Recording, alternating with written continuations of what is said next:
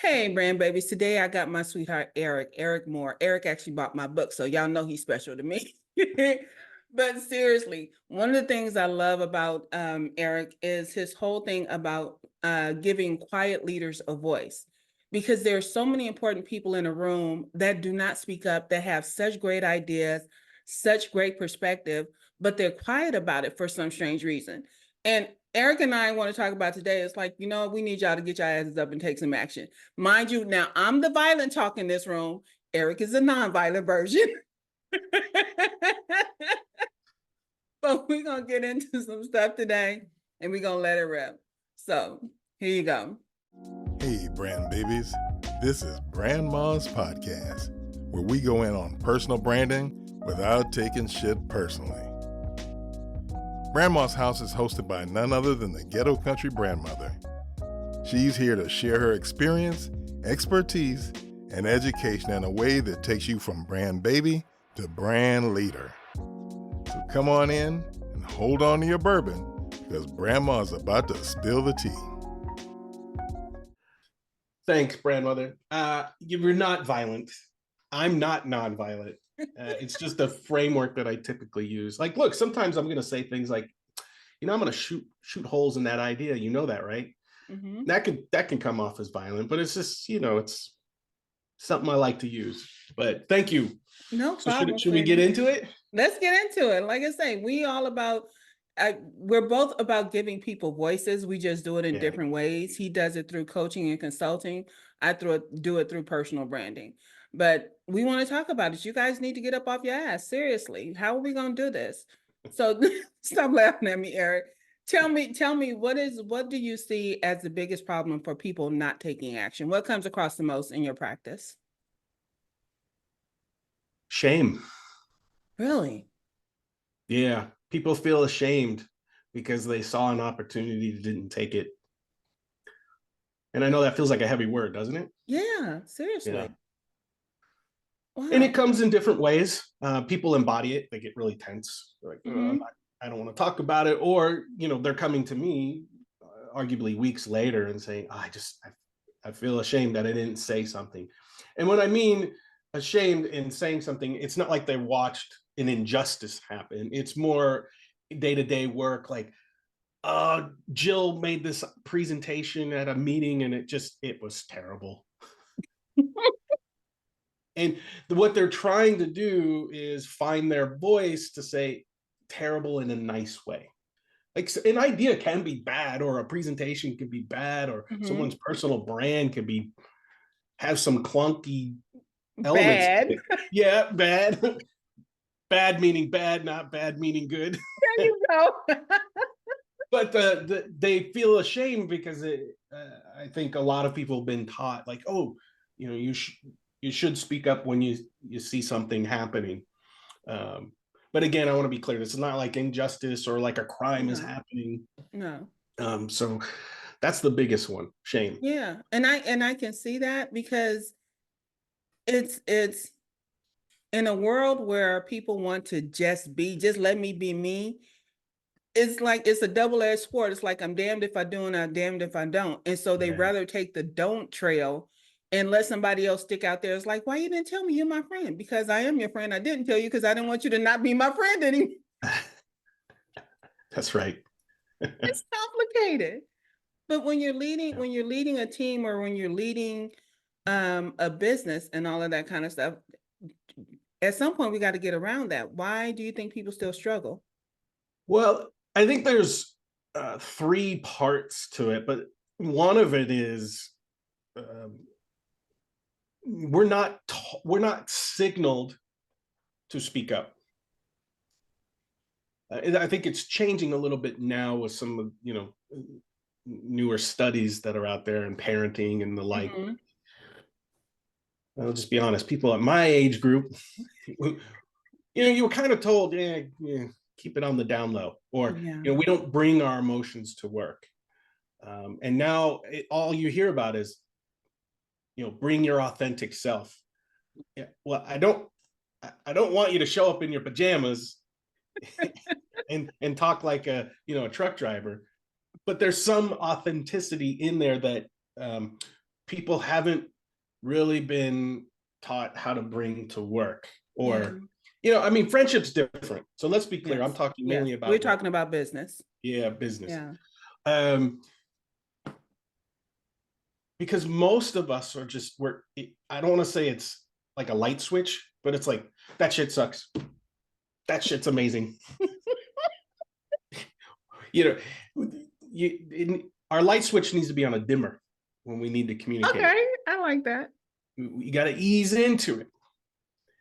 Here's why I think your business proposal might work. Here's where I think it might not work. Whatever the content of that discussion is, like personal branding, or you got to ease into it. And I think that's part of the real challenge. We haven't been taught, what is that dimmer switch? Yeah. Yeah. And for me, I always ask when I can't find a tactful way to say something. I say, sweetie, I don't know how to say this. I can either be blunt or I can beat around the bush until you figure it out. And, but I always try and like, okay, let me explain why I said that way. And if I could find a way to put the explanation first and all of that kind of stuff, the way my brain works, it doesn't. It's like, let me say this first and then let me explain. But my brain doesn't work in a way like I got a whole ass explanation and then I like, this is how I will wrap that up. That shit sucked because.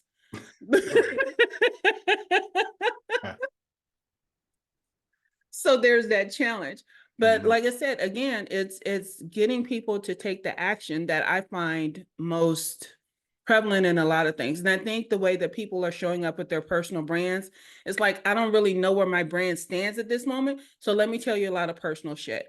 And and people seem to think when I say personal shit, I mean intimacies. I'm not talking about intimate stuff. Right. But I'm talking about, okay, you went to a party, you went hang out with friends. That's your personal life. I really don't care about that. If you went to a gala because you got an award and you want to share that with us, that's perfectly fine. I'm not necessarily interested, but that's more relevant than you going to hang out with your friends. But when you get to the intimate part, like how traumatized you were when you didn't get the award, now you've taken a turn for the worse to me. So it's that kind of deal. And like I say, people have this misguided notion when I talk about, I use the term trauma dumping. Yeah. That you can't say what you want to say. Sweetie, you can say whatever the hell you want to. I'm not telling you that. But I'm saying at some point, because I've seen society act up over the years, at some point, even if someone hires you, they could use that as a reason to unhire you, to fire you. It's like, okay, well, I knew when I saw this video, your ass was going to be like this, or I knew this. I should have followed my first mind when you made that video, or when you told me this thing, because there's certain intimacies that we've shared that people are waiting to use against us, not intentionally, but it's like, if you strike a blow at them, they're going to strike back. Would you agree? Yes. I think what you're hitting on, though, is this idea of someone being authentic. You know, like trauma dumping. On one hand, I view it as, oh, great, you feel comfortable enough to share that with me. On the other hand, I'm like, you didn't ask for my permission to be trauma dumped upon. And so, you know who Simon Sinek is, yeah? Yes, yes. You know, he has a point of view on this, and I'll be short. I agree with you, but to some extent. Spread it out, spread it out. I'm here which for it. is, you know, Simon Sinek he's got this voice about start with your why and leaders eat last. And, you know, I appreciate a lot of things he said, but there was something that really stood out. He said, there are a set of people in the workforce who are treating their job as a counselor, as family. And we're not family at work, because with family, we can't quit our family. The job can quit us. And so while I'm happy to see people are now, you know, much younger generation, be it the Gen Z or millennials, being taught, hey, yes, you can express emotion, you can be clear about it, but there's too much at work. And so what Simon Sinek was saying is, yes, you can express a feeling, but we're not your counselor. Even your boss, I'm not your counselor. You can say, I'm upset when I had an interaction, with Phyllis, and here's why, that's one thing. But coming in and saying, you know, daddy didn't buy me a pony when I was little, so now I'm effed up. Or like your example. I do agree. And the backlash or the striking back, as you said, would be coming from the boss's side or the other employees or coworkers saying, "Hey, Phyllis, got it. You get that pony. Can we get back to work now?" I think there's a healthy balance in between that. So if people are getting out here and everybody is starting businesses, whether they know how or not, I have no problem with that. But I think a lot of people are doing themselves a disservice. But if you're going to get out here and you're going to start a business and you're going to have to take action, do you think that people aren't educating themselves enough to do all of this? And I'm not even talking about the financial side, the marketing side, but just not preparing themselves as a person to run a business. Well, you said they're doing themselves a disservice. What did you mean by that? Like for example, people just have it in their mind that whatever strikes their fancy, they're going to go out and start a business, whether it's because they saw something wrong in the industry, whether they decided I wanted to start a side hustle, whatever the case may be. But then they do it from a standpoint of, if they're doing it from a standpoint of just making money, they don't know enough about themselves to run a business, let alone all the other things that go along with running a business. And maybe that's why they can't speak up. I see what you're saying. Okay. So there's a much larger philosophical question here. I think is what you're asking is, okay, great, you want to start a business and maybe you're all about the money. And when you do that, you lose a part of yourself.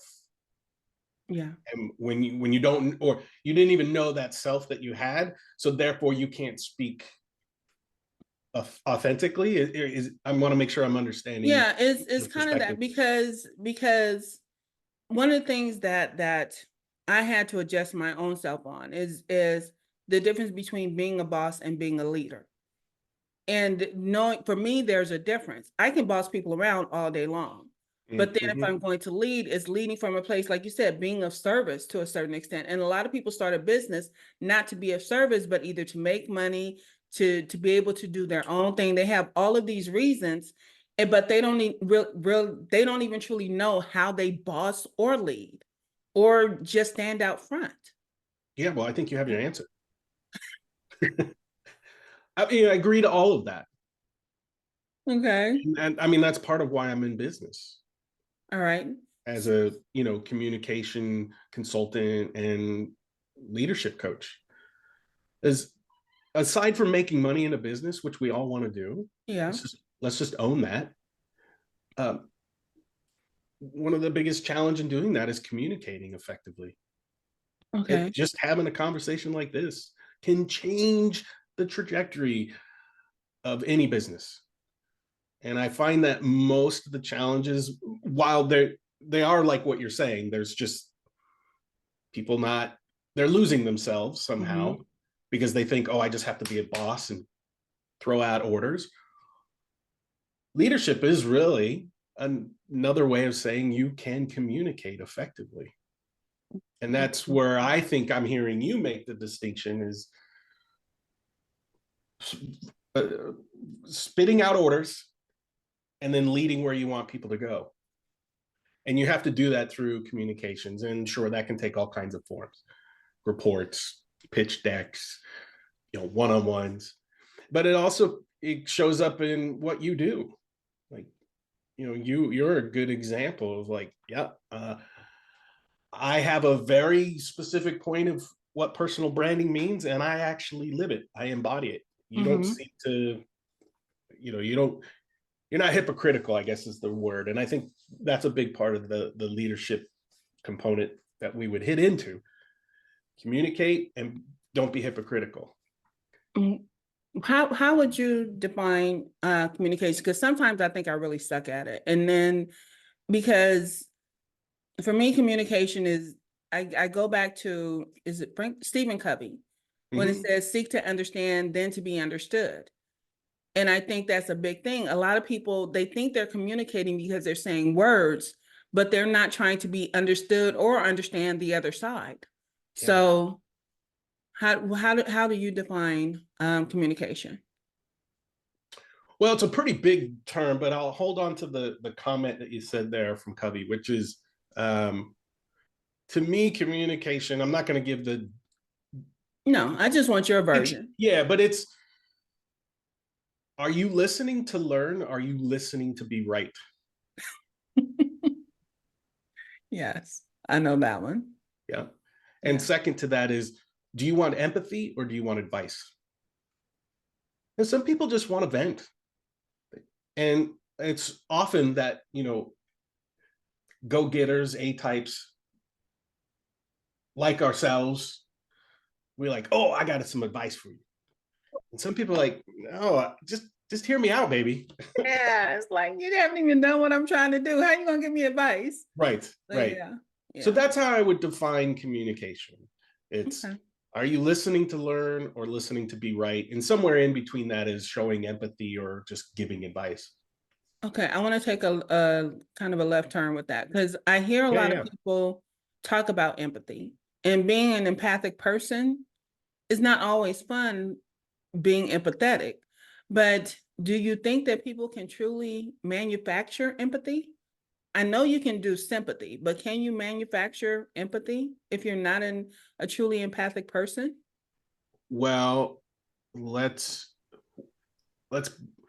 here I would be a little bit more challenge your definition of those words. So Okay. tell me what you think empathy is. Oh my goodness.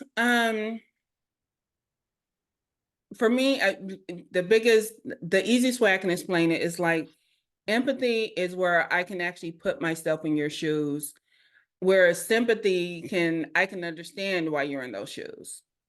Does that make sense? It's like when people Yeah. put themselves in a situation, I can understand why you had to make that hard decision.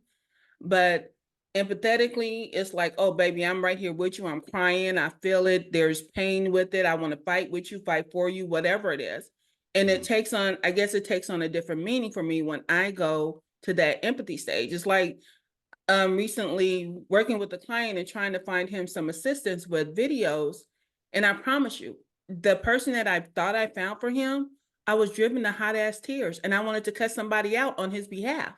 Mm-hmm. And because it was so frustrating, it's like, okay, are we doing this thing or are we doing that thing? And I'm like, I cannot take this personally. This is not my business, but I also want to advocate for my client. And so I had to actually stop myself from going to that totally protective space because Yeah. I protect my people. That's who I am. And versus if I was sympathetic to the situation, it would not have affected me so personally. Does that make sense? Yes. Yeah. Thank Yeah. you. Well, empathy's been talked about frequently. There's some science behind it. The famous book, Emotional Intelligence. I still have to read that one. Yeah, it's been updated, and I know some people have challenged it, but in the book, they talk about there's these 4 levels of empathy, and I'm not going to recite all of them, but one of them really stands out when you ask the question about quote manufacturing empathy. Uh, uh, what my grandmother used to call feigning sincerity. She's like, darling, just fake it until they leave the house. Oh, you hurt your toe, honey. I'm sorry. After Bless they, your heart. oh, I didn't think she would ever shut up about her damn toe. She was from North Carolina, so she had this sort of genteel way of speaking until everyone was gone. Anyway, you can manufacture empathy, and I think it's important, particularly in a work environment. But back to the book of emotional intelligence, they talk about one of the levels of empathy is cognitive empathy. Like, Mhm. just I understand it from what I'm purely hearing and having logic. Okay. And I think business owners do that on a daily basis with their customers. They might have not gone through the exact same thing their customer is or one of your clients, but you need to hear the evidence, for lack of better words. Okay, why are you upset? Or why are you excited about this particular thing? And you can have cognitive, you can understand empathy at an intellectual level. You don't have to necessarily feel it or have to embody it, like you were saying. And so, yeah, I think it can be manufactured. What you do with it afterwards, now that's another question. Oh, okay. My husband, evidently, I'm talking very loudly because he passed me a note. Uh-oh, in Yeah, real time? in real time. He said, sympathy, I feel for you. Empathy, I feel you. And he wrote it on a bill. It's like,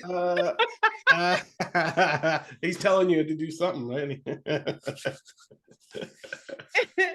and maybe it's my own maybe it's my own internalized thing because I take empathy so seriously.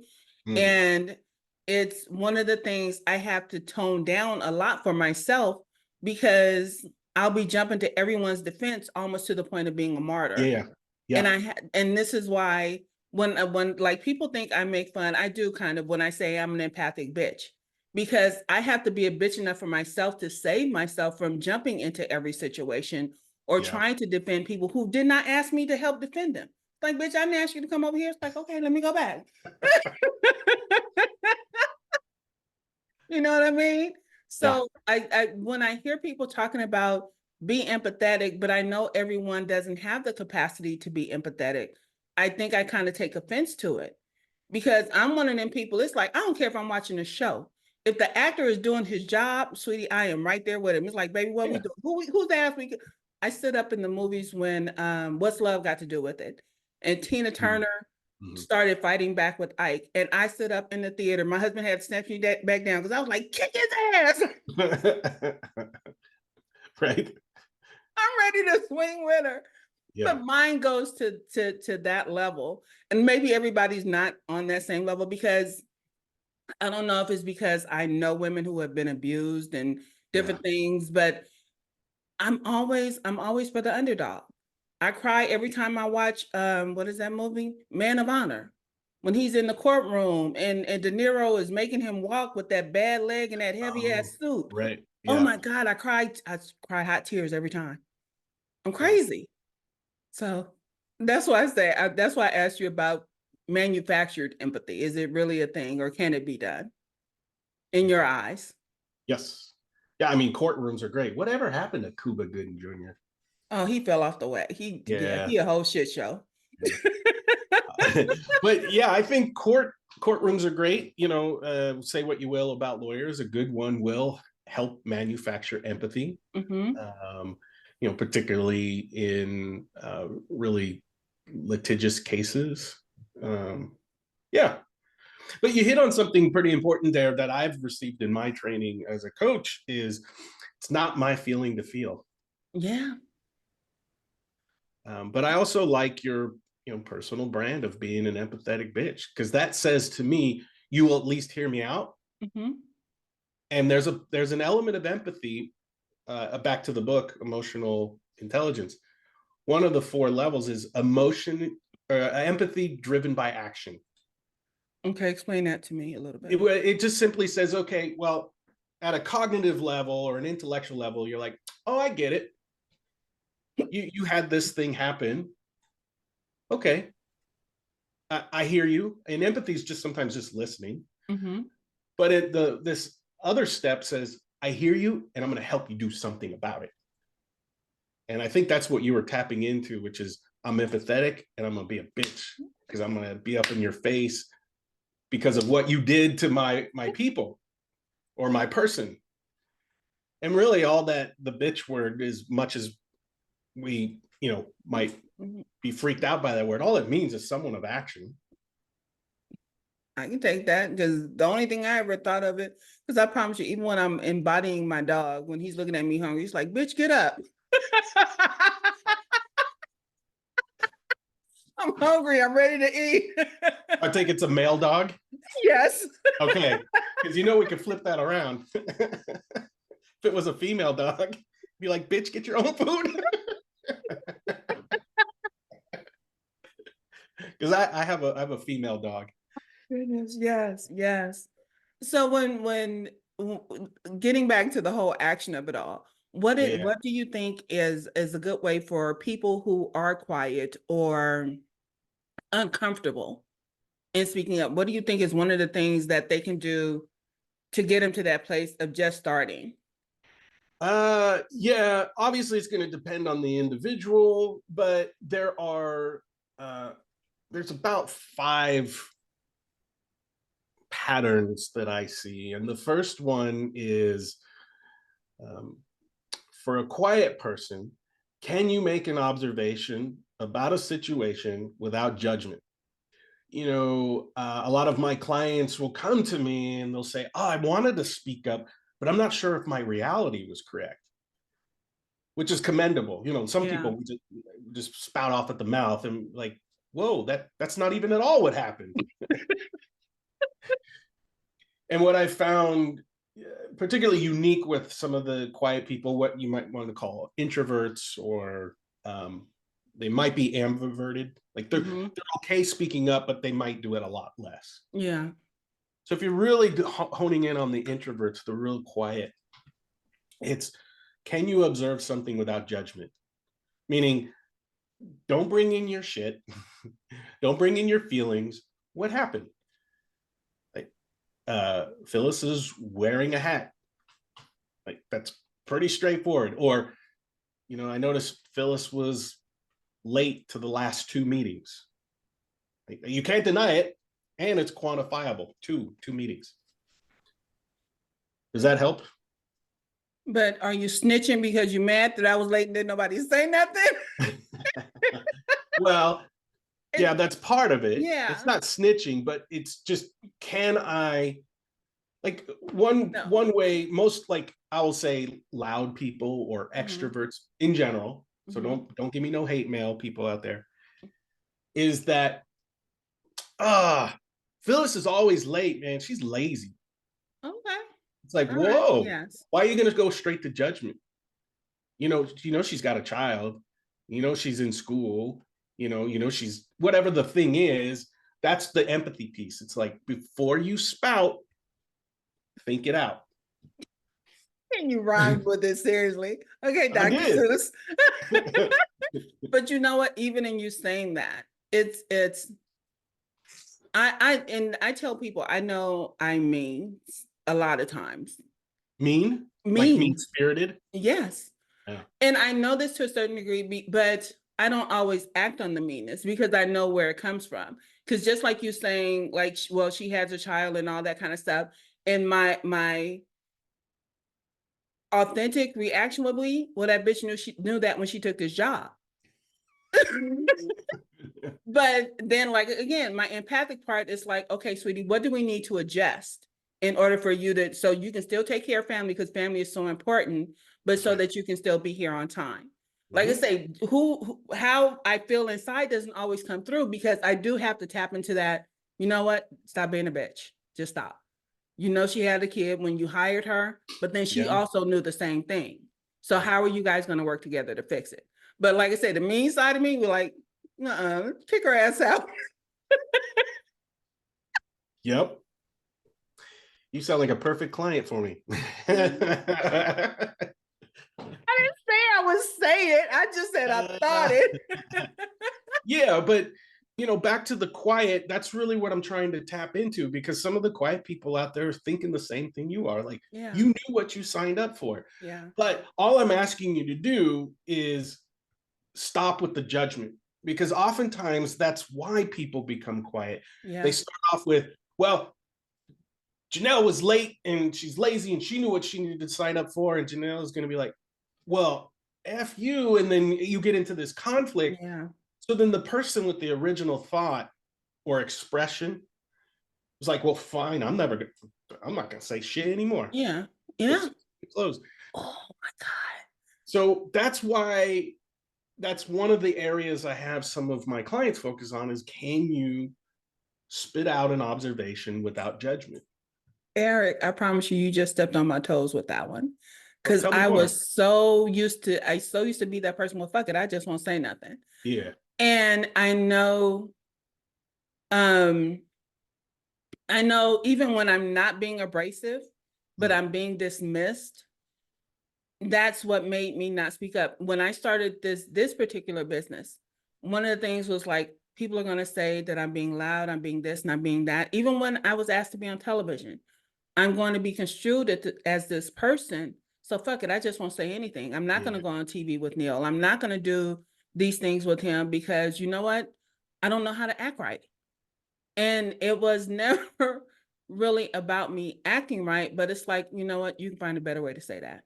Calm your nerves and figure out a way to say it without being that bitch. You know, I can handle the empathic and all that, but stop being that bitch. Like you said, that judgmental person. But like you said, there are so many people that one wrong word to them, they never speak up again. And everybody ends up losing. The company or your business ends up losing, but you also end up losing because nobody knows how fucking great you are. And that's what hurts my heart. It's like, sweetie, I tell people, like when I ask for feedback, I said, I don't even care if you make me cry. I might even be mad at you for a while, but please tell me. Let me get over it because I asked for this. I asked for this feedback. So however I'm feeling right now, I can control my feelings later on. Let me be mad for a minute, but sweetie, I promise I'll come back because I asked you for your truth and I want it. So it's that whole thing about communication, because I know some people can be unintentionally abrasive. It's stuff, just they don't know how to add that spoonful of sugar. So I don't want anybody to be quiet anymore. I want you to just own your truth. And that is a very, very big thing to me because I value people. And I'm assuming, and I know the whole ass out of you and me, but I'm assuming you're the same way, which is why you're coaching quiet entrepreneurs or quiet leaders. Am I wrong? Well, there's a couple of things you said in there. No, you're not wrong. I'm pretty quiet, and a lot of it is because I got tamped down throughout the years, and I'm like you said, fuck, I ain't gonna speak. But oftentimes I just don't really have anything to say. I really am in listen mode. But you said two things in there that I want to respond to, if that's okay. Come on with it. You said, "Oh, I just need to act right," and then you said, "Well, it's not really about act right. It's I need to think of a better way." That's a big part of what I work with my clients on is that self-awareness. Don't blame yourself. Don't be judgmental on yourself. Oh, you better act right. No, no, no, no. There's a reason why your verbal expression came out the way it did, and it's a unmet need. You have an unmet need. If someone's late, that you have a need to ensure that your employee is going to be there on time and that they're going to help get to the bottom line. But you also need to ensure the need of maybe your, I don't want to call it motherly instinct, but it's your team, it's your employee. You want to nurture them and take care of them. And being late is probably a value that you take seriously. Introducing Branding, Boundaries, and Bullshit by the one and only Brandma, Phyllis Williams-Strother. Hey, you there. Are you tired of all the boring personal branding stuff? Well, my mom, Brandma, has got you covered with her awesome new book. In this game changer, Brandma doesn't play by the rules. She's a rebel who says you don't have to fake it to make it. No more being a people pleaser, because it's time to get real. Look, my mom's been there, done that, just like Pitbull, except she was a multi-million-dollar restaurant owner. She's got all the stuff to let you know what's real and what's just okie doke. This book isn't for the corporate crazy. It's for the courageous, the genuine, and the unapologetic. It's about putting you first and not some fake customer pleasing it, because this is not the circus. Branding, Boundaries, and Bullshit is like a fist pump to those who refuse to conform. It's your map to discovering your YO uniqueness and owning it. So ditch the BS and start branding on your own terms. Get Brandma's book now and let your true self shine through. And so when you express and you get angry, yes, there's better ways to say it, but what I try to get my clients to think about is don't judge yourself for having the feeling, for having that, that bitch showed up late again. You know, there's something deeper going on, which is just the need. And we all, talk about Maslow's hierarchy of needs, and it fits into that. Yeah. Okay. Yeah. But the other thing you said in there was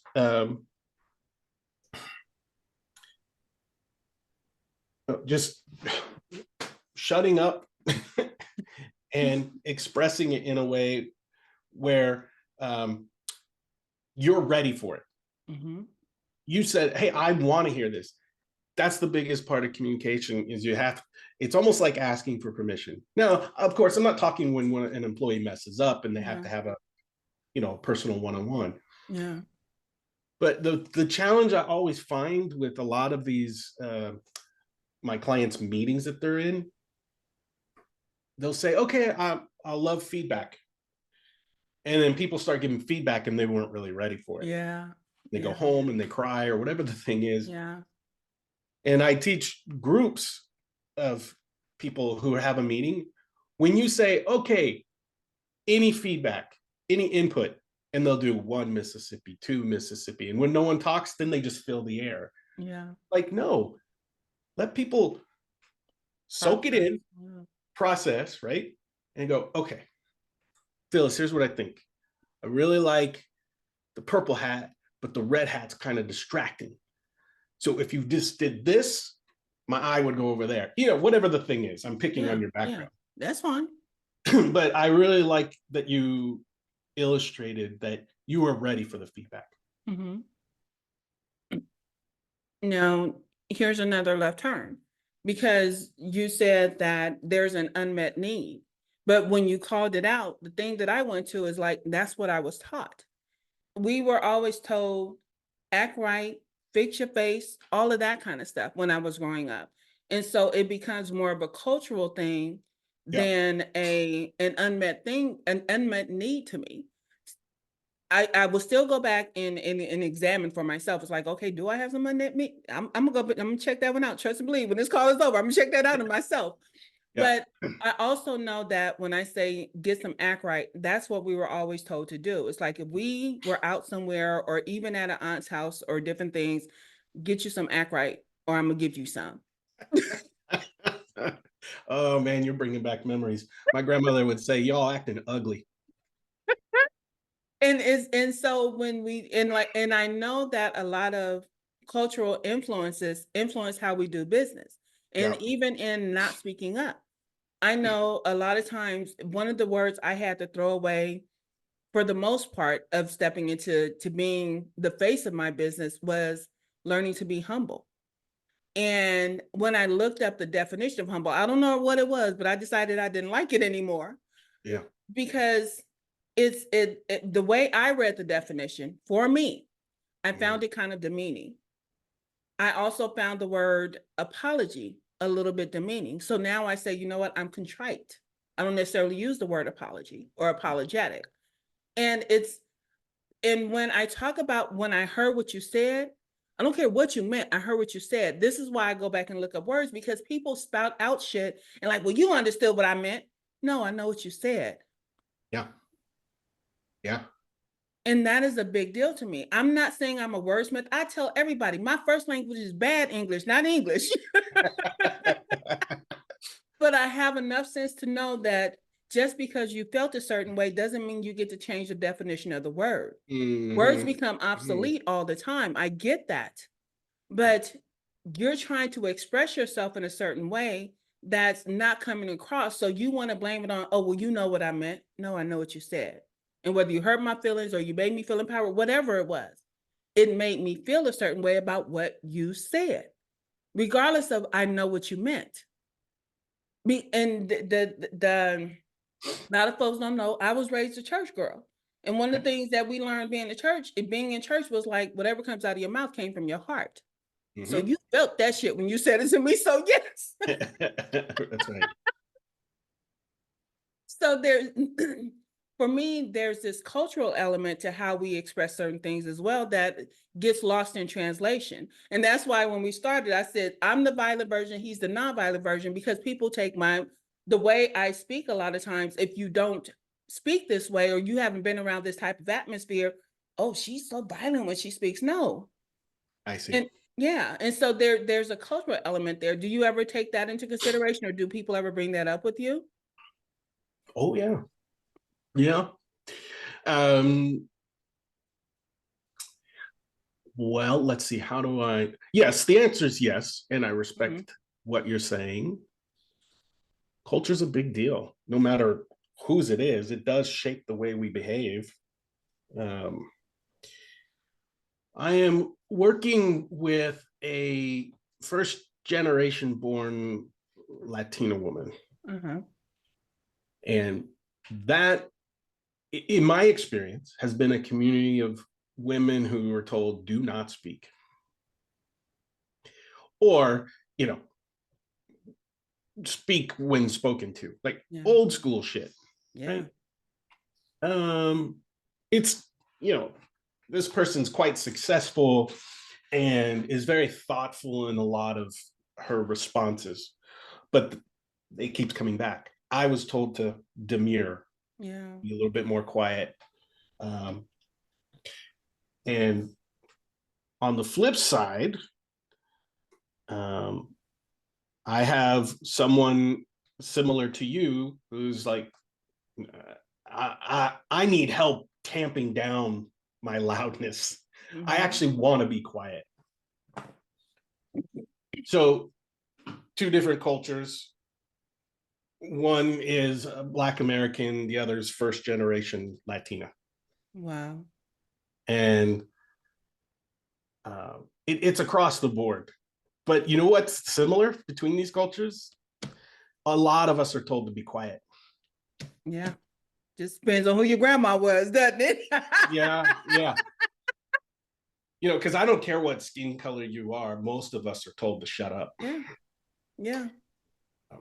And it's this whole thing of, we used to hear the terms like little picture, big ears, and all that kind of stuff, or get out the room when the adults are talking. Yes. And you had to learn a lot of shit on the street. And it was bad information. Right. And so it's coming from a large family, because my grandmother had what, 12 kids she had to raise. Oh man. And then all of her grandkids, I think total, like the last time I counted, and this was years ago, it was about 80, not 80 grandkids, but 80 family members altogether. Yeah, yeah, yeah. Yeah, and it's hard to be heard in that size of a family. And so Yeah. it was during a time where you could be outside and yell in the streets, and your mama was yelling out the door, "Get your ass in the house." "Okay, I'm coming." So you got used to Yeah. yelling across the street and all that kind of stuff. And it's even my husband, after my husband played football in high school, even after Neil left football, players could still hear his mama in the stands, "Get your feet up on you." She was still yelling at the games. I love that. Because she became the ultimate football mom. They brought their report cards home to her and all that kind of stuff. And so it's one of the things that I advocate for with my clients is like, sweetie, get you a support system. Yeah. And that right. is so key. And a lot of us, we act like that has to be our family. Sometimes you have to pay for support. You're a support system. Technically, you got to charge for it, but you're a support system. It's like, let me get you to this point. But it's dismissed as, you know what, I can figure this out on my own. We struggle so long. And I am one of those people, struggled because I didn't know how to ask for help. And I didn't feel like I should have to pay for help, depending on what it was for. Sure. And especially, like I said, going back to the church thing, you better pray about it. We don't go to therapy. I was one of those kids. So it took a lot. Even I think I didn't really step out of that until I had my first business. It's like, okay, I need some help doing this. Because wrangling Neil's crazy. Being married to him is one thing, but wrangling his crazy in a business, oh, I'm gonna need some help. Fair enough. Yeah. It's different. It is Yeah. different. But I'm loving the because I know you talk about me because I challenged you when we were talking about nonviolent communication.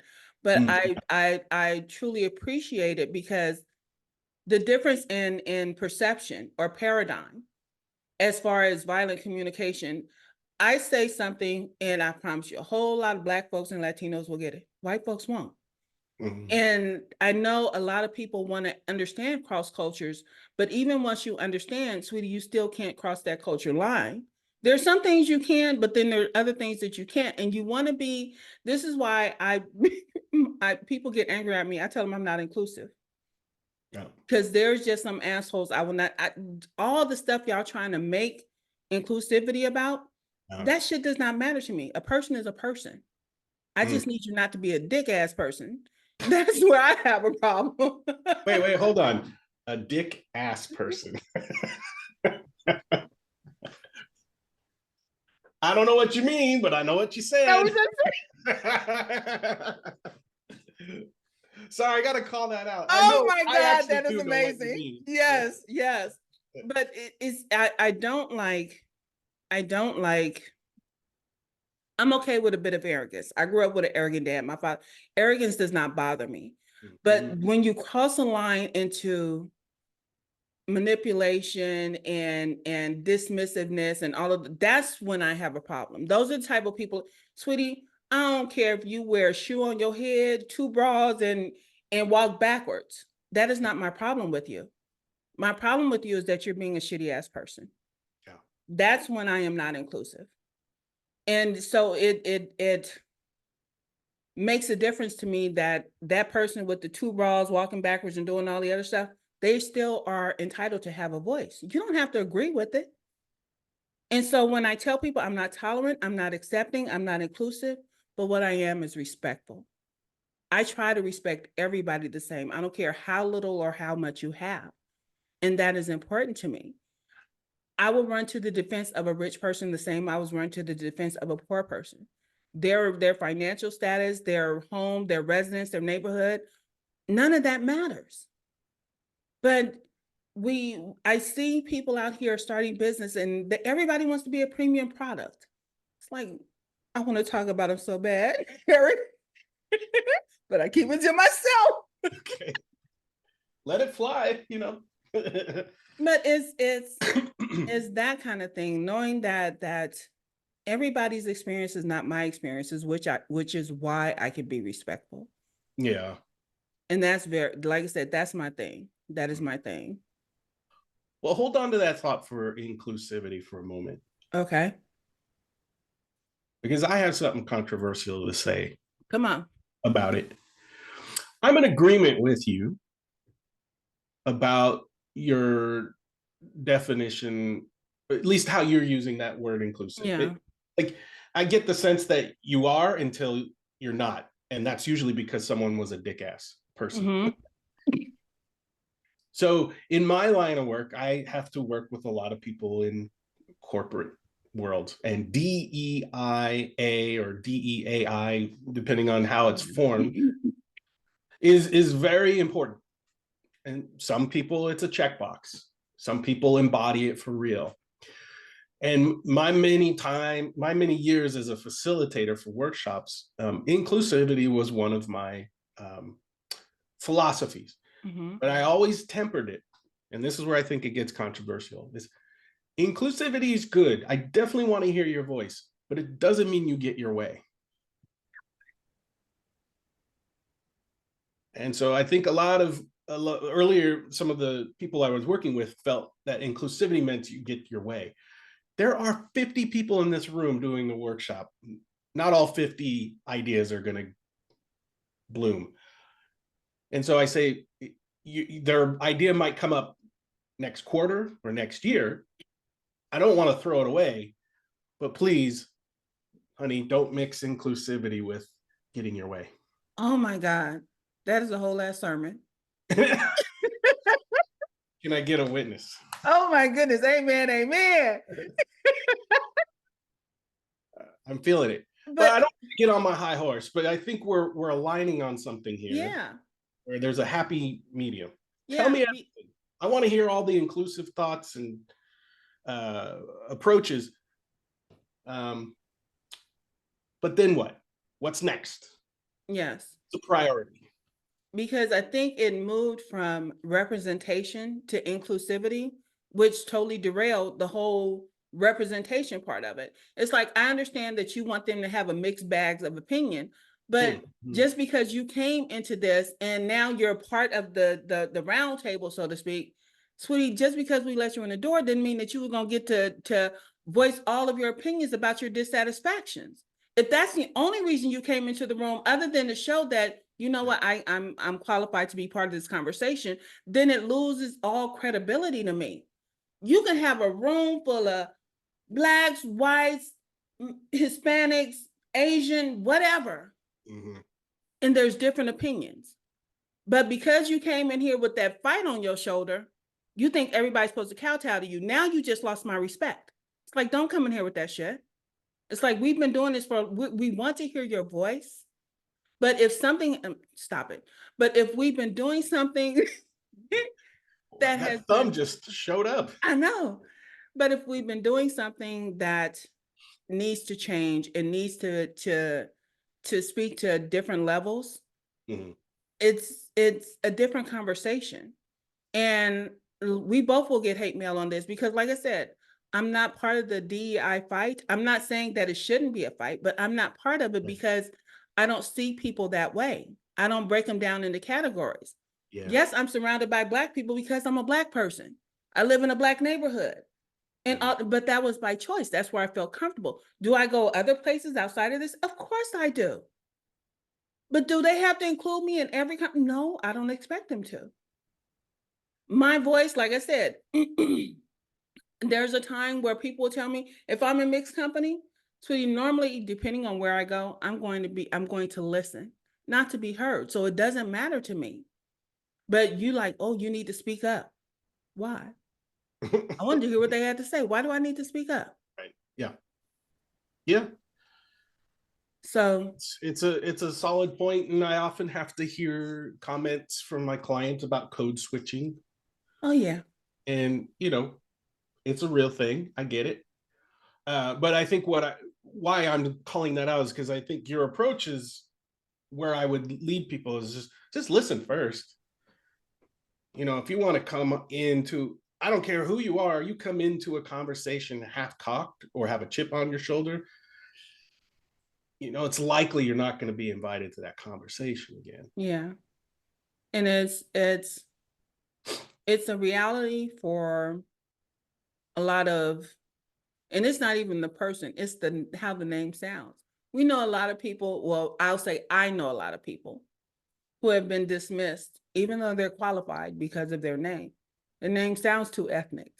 Yeah. And so they never get a chance. Mm-hmm. And it's all of these different things that can hinder you, but they don't have to necessarily stop you. And I think that's why so many people jump out here and try to start a business. But again, it goes back to, are you prepared to run a business? Are you prepared to lead a business? Yeah. And just because you're mad about the way you were treated or now you're going out here and you're trying to start a business based on a fight. Yeah. And it hits different. And you expect everybody to agree with you. It's like, you know what, we got to go out here and we got to do this thing and we got to make this money because they ain't going to give us nothing. What makes you think I'm waiting on them to give me some money? I know how to make my money. I know how to speak up for the money that I want. Mm. I tell people, one of the things I had to get over for myself, the reason I was quiet for so long, because of the way that I speak, it hindered me a lot. And the thing I had to tell myself, sweetie, it doesn't disqualify your education. And it doesn't disqualify all the certifications that you have. You're the one judging yourself by that. They don't even know you have those things. And I was judging myself based on my vernacular and my speech versus, you know what? I just know how to do what I do. What?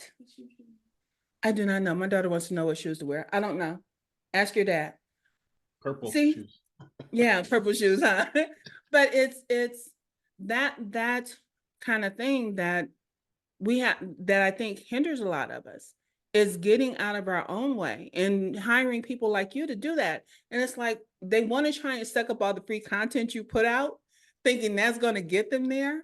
Sweetie, that's still only going to take you so far. Yeah.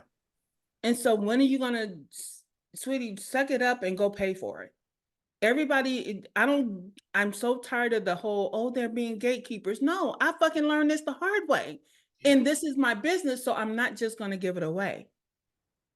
I'm not gatekeeping shit. Sweetie, this is 57 years of getting to this point. Yeah. Yeah. And it included a degree in business. It included certifications for this over here. It included executive programs. I put in the time and the money to get all of this. So why do you expect me to give it all to you for free? Now none of us is making money because you think you're gonna make money off my shit, and I can't make money off my shit. So ain't nobody making no money. Yeah. It's crazy. It reminds me of a story of Picasso. Mm-hmm. I don't know how truthful this is, but it's been shared many times. Picasso was sitting on a bench, and it looked like he was drawing from this perspective of this woman, and she came up and she's like, "Oh, Picasso, I love your work. Do you mind, doing a rough sketch of me?" And he was looking at her doing the sketch, and I think it took him all of like 5 minutes, and she's like, "Oh my gosh, this really captures my essence. You really get me. Yeah, thank you." And as she starts to walk away, he's like, "That'll be $10,000." And she's like, "What? You spent all of 5 minutes drawing. Why should I give you 10,000 for 5 minutes?" He's like, "It's because I've been doing this my whole life. Yes. It took my whole life to create such a wonderful image for you. So Yeah. pay me my money." Roll me out my money, make it rain, bitch. Yeah. So I think that's the point you're hitting on. Yeah. Which is, sure, I can give it to you for free, but then, that doesn't do anybody any good. And I think paying a price for someone like yourself is really about truncating that timeline, those 50 years that you toiled and learned and hustled. And you're like, you, client, are paying for those years of experience so you don't have to go through it. Yeah. Yeah. So I have a question for you. Sure. In your business, what do you think is a big communication problem? I don't mean you running your business, but things that your clients are bumping up against. Because I try and not because I want to go after clients who have been in business for a while, who are seeing diminishing returns and all of that kind of stuff. It's the communication problem is getting them to understand that their pricing is outdated because they've been doing it so long, and because they've been in this business, it's like, well, nobody's going to pay any more for this because this is what I've been charging. And yes, I've raised my prices over the years, but this is all I can get. And I'm like, getting them to, do you even understand what outdated pricing is? And for me, it's like you have 20 years of experience, you have 15 years of experience, and you've been doing what you do for this long. I've been running a business for 20 years. That's credibility right there.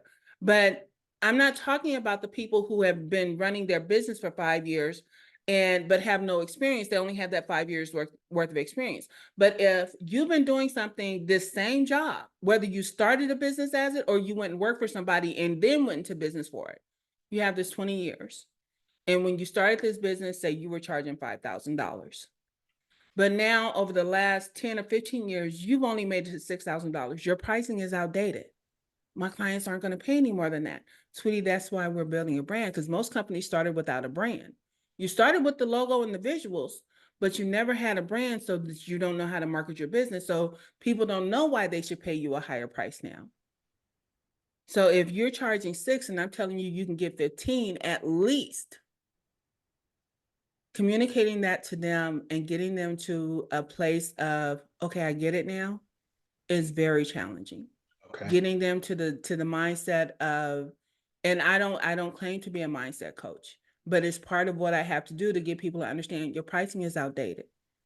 Because the value that I see here, you have to learn how to talk about the value. I was watching something, I think it was Richard Moore earlier today, and he said you have to learn how to separate the value from the price. Yeah. Because when you're talking to someone, maybe all they're seeing is the value.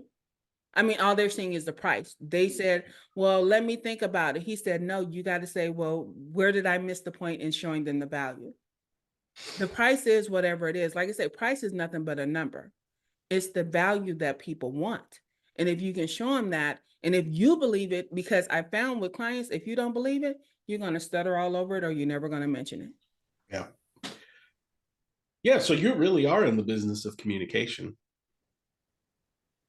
To a certain, I wouldn't label it that way, but yeah, to a certain degree. I need you to talk about your shit. I need you to be your own. I don't want you to hire an influencer. You can hire one later, but first I want you to be your own best influencer. Yeah. That's the thing. Yeah. Well, here's what I mean by that is, yes, you're communicating to them. Yeah. But you're having to do it in a way that's convincing, of course. Mm-hmm. But it sounds like you're also getting your clients to be clear in their communication of their value. And so maybe I'm too biased, but I literally have the lens of communication everywhere.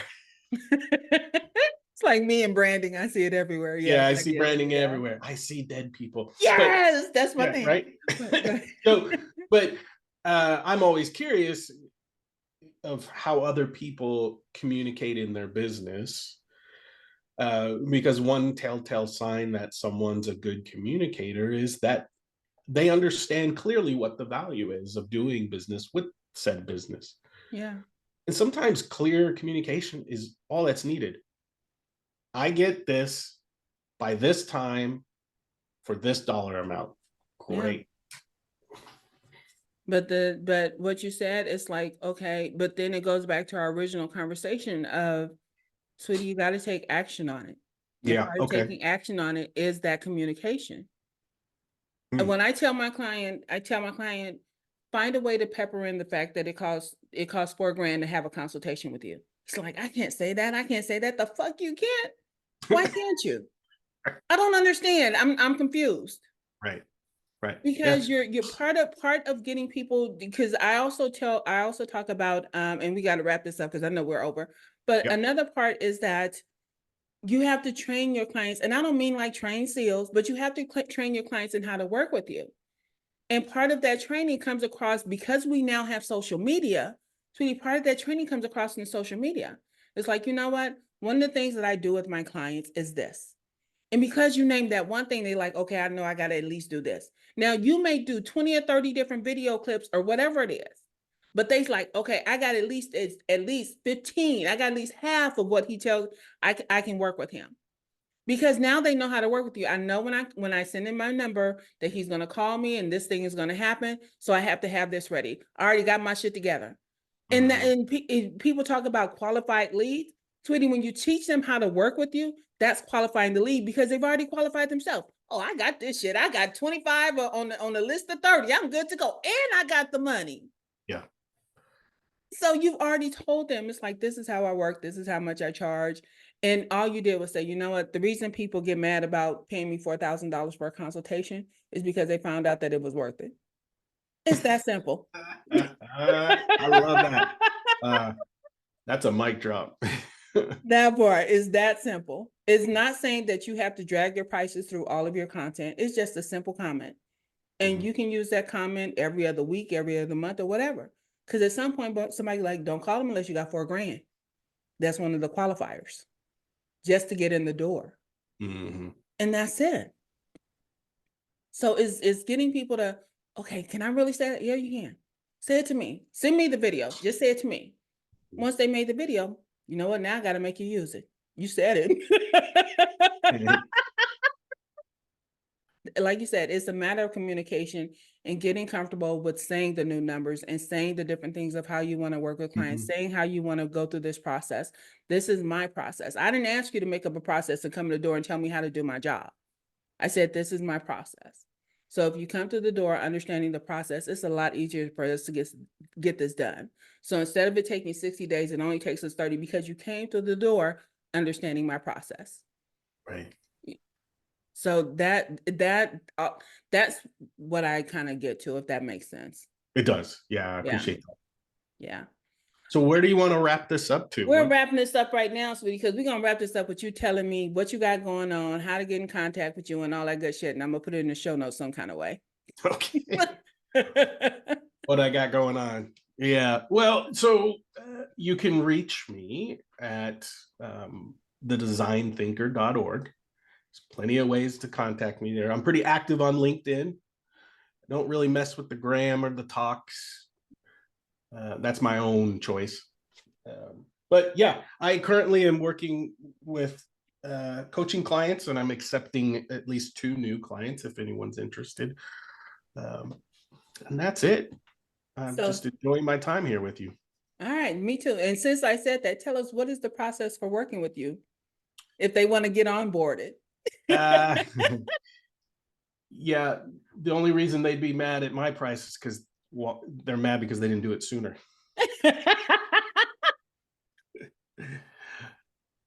Yeah, so it's real simple. I'm not like most coaches. You know,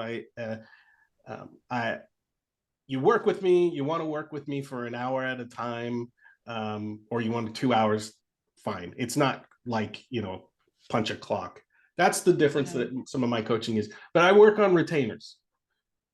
Yeah. Because I believe in having long-term client relationships. That's how you become better. That's how things are going to change. Life is going to be thrown at you, and I should be there along with you.